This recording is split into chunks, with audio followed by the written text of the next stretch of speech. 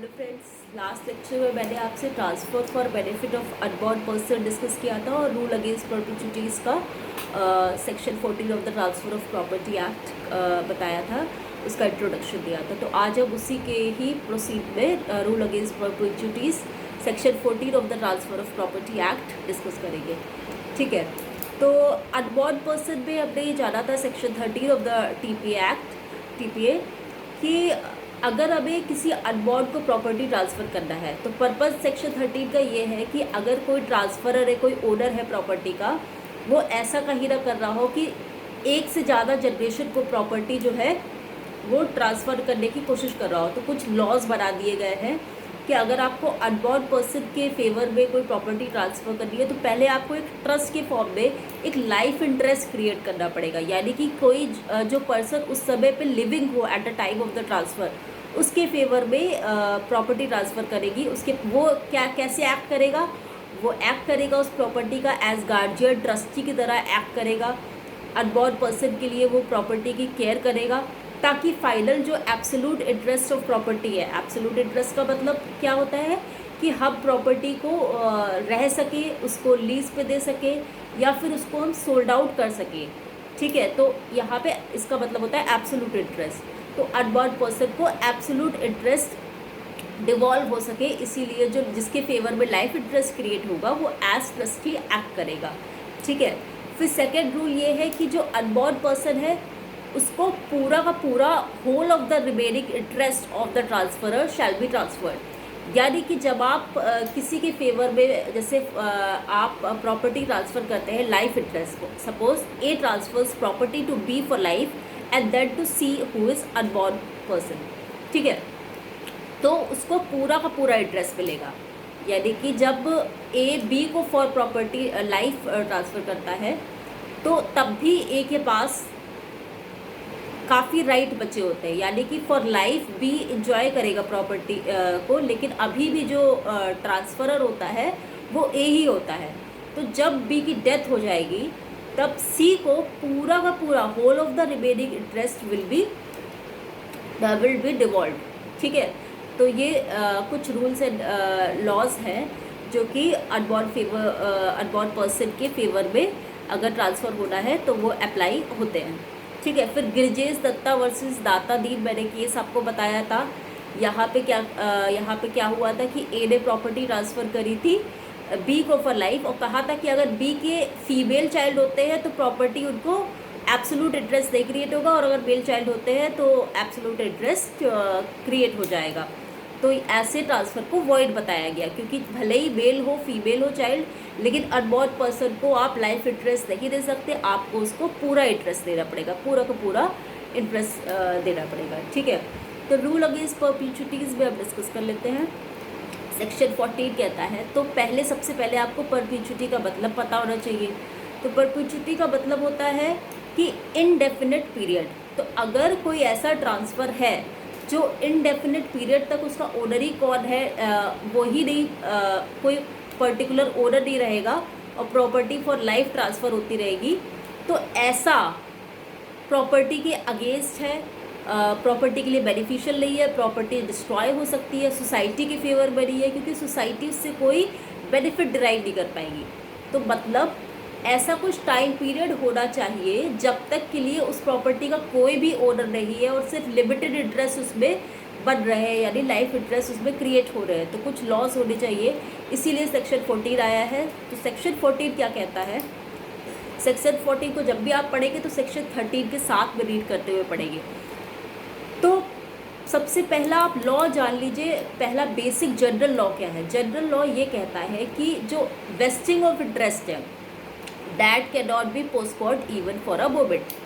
यानी कि जब सेक्शन 13 में आप पढ़ते हैं कि ए बी को प्रॉपर्टी ट्रांसफ़र करता है फॉर लाइफ, और जब जैसे ही बी को डेथ होती है वैसे ही अनबॉर्न पर्सन उस समय एग्जिस्टेंस में होना चाहिए। ठीक है, ये भी सेक्शन 13 का लॉ है। तो जैसे ही डेथ होती है बी की, अनबॉर्न पर्सन बॉर्न हो जाना चाहिए। ठीक है, या तो वो आइदर इन द वूम या फिर वो प्रॉपरली वर्ल्डली बर्थ उसको मिल जाना चाहिए, तभी सेक्शन 13 इफेक्ट में आएगा, ठीक है। नहीं तो सारा इंटरेस्ट जो है वो ए के हायर्स को चला जाएगा। तो अब मान लीजिए ए ने बी को जो सी को जो इंटरेस्ट मिल रहा था उसको, वो अभी 1 साल का है, ठीक है। तो सेक्शन 14 क्या कहता है कि हम परपीचुटी में तो ट्रांसफ़र नहीं कर सकते, मतलब ऐसे ट्रांसफ़र नहीं कर सकते कि ए ने बी को ट्रांसफ़र करा है प्रॉपर्टी फॉर लाइफ, और वो प्रॉपर्टी सी को एब्सोल्युटली जाएगी जब वो 25 साल का हो जाए, तो ये ट्रांसफ़र वॉइड हो जाएगा। तो हम क्या कर सकते हैं, वेस्टिंग ऑफ इंटरेस्ट को थोड़े टाइम के लिए पोस्टपोन कर सकते हैं। यानी कि कब तक पोस्टपोन कर सकते हैं, यही सेक्शन 14 कहता है कि जब तक जो अनबॉर्न पर्सन है, जो सी है, वो 18 साल का ना हो जाए, यानी कि उसकी माइनॉरिटी तक वो इंटरेस्ट को पोस्टपोन किया जा सकता है, ठीक है। अगर वो माइनॉरिटी के बियॉन्ड पोस्टपोन करा जा रहा है, सपोज ए ने बी को ट्रांसफ़र करा फॉर लाइफ, बी को फॉर लाइफ ट्रांसफ़र करा, फिर सी जो अनबॉर्न पर्सन है उसको एब्सोल्युटली ट्रांसफ़र तब होगा जब वो 21 साल का हो जाएगा, तो ये ट्रांसफ़र वॉइड हो जाएगा। क्यों? आप यहाँ पे ये आर्ग्यूमेंट भी रख सकते हैं कि हो सकता है जो अनबॉर्न पर्सन है, जो अगर उसके लिए कोई कोर्ट गार्जियन फ्यूचर में अपॉइंट कर दे, तो तब तो वो 21 साल उसकी एज ऑफ माइनॉरिटी होगी। लेकिन ये आर्ग्यूमेंट यहाँ पे नहीं माना गया है। इसके लिए केस है सुंदर राजन वर्सेस नटराजन। वहाँ पे सुप्रीम कोर्ट ने कहा है कि अगर for the purpose of section 14 जो वेस्टिंग ऑफ इंटरेस्ट है वो सिर्फ termination of life of B और उसके बाद में 18 years preceding interest plus minority of the ultimate beneficiary, यानी 18 साल तक ही पोस्टपोन की जा सकती है और 21 साल तक पोस्टपोन नहीं की जा सकती है, ठीक है। तो ये आपको ध्यान में रखना है। उसके बाद में हमने रूल अगेंस्ट परपीचुइटी समझा है। इसके फिर कुछ एक्सेप्शन भी है। पहला एक्सेप्शन है कि अगर कोई सेक्शन 18 में लिखा है कि अगर कोई ऐसा ट्रांसफ़र हो रहा है जिससे साइंस एंड टेक्नोलॉजी को बेनिफिट हो, या for the benefit of religion, spiritual knowledge, या फिर और भी सोसाइटी के बेनिफिट में हो, जैसे कि आप जानते हैं कि रिलीजियस एंडाउमेंट्स बनते हैं, साइंटिफिक इंस्टीट्यूशन बनते हैं, तो आप देखते हैं उनको प्रॉपर्टी का कोई एक पर्टिकुलर पर्सन में वेस्ट नहीं करती है कि वो उसको डिस्पोज ऑफ कर देगा, ऐसा वेस्ट नहीं करता। वो एक परपीचुइटी में चलता रहता है कि ये पहले रिलीजियस एंडाउमेंट है कि इसका ये ट्रस्टी होगा, फिर उसका दूसरा ट्रस्टी होगा, मतलब कॉन्टीन्यूसली ट्रस्टीज अपॉइंट होते रहते हैं, तो वहाँ पे कोई पर्टिकुलर ओनर नहीं रहता है। तो ये इसके एक्सेप्शन है, ठीक है। फिर उसके अलावा भी इसके एक्सेप्शन है, जैसे कि कोई कॉन्ट्रैक्चुअल पोजीशन से अगर कोई परपीचुइटी गवर्न हो जाती है, ठीक है। उसके अलावा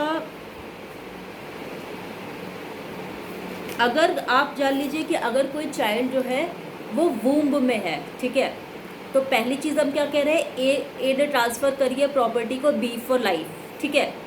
अब मान लीजिए जब बी का डेथ हो रहा है, उस समय सी जो अनबॉर्न है वो बॉर्न नहीं हुआ है पर वो वूम्ब में है, तो यहाँ पे कब तक के लिए इंटरेस्ट पोस्टपोन हो जाएगा। तो आप जानते हैं life of the preceding interest be plus age of minority 18 years तो होगा ही होगा, plus the time period during the child remains in womb, उसको भी काउंट कर लिया जाएगा। यानी कि जो जेस्टेशन पीरियड है तो उसको बोलते हैं when a child is conceive, तो उस पीरियड को बोलते हैं जेस्टेशन पीरियड, तो उस जेस्टेशन पीरियड को भी काउंट कर लिया जाएगा। तो ये सारे जो पीरियड्स हैं तो उसको for the purpose of section 14 उसको हम कहते हैं कि इस टाइम तक के लिए पोस्टपोन कर दिया जा सकता है, राइट, ठीक है। तो इसके मैंने एक्सेप्शन भी आपसे 2 एक्सेप्शन डिस्कस करे हैं। उसके अलावा और भी कोई एक्सेप्शन होगा तो मैं आपसे डिस्कस कर लूँगी। तो फॉर द टाइमिंग आप सेक्शन 13 और 14 को दोबारा से रीड करिएगा अलॉन्ग विद द इलस्ट्रेशंस, क्योंकि ट्रांसफ़र ऑफ प्रॉपर्टी एक्ट में कुछ नहीं है, सिर्फ आपको इलस्ट्रेशंस पता होने चाहिए और आपको उनको लिखना और एक्सप्लेन करना आना चाहिए। बाकी आप बहुत ईजीली इलस्ट्रेशंस के थ्रू समझ जाएंगे। Okay, so thank you so much.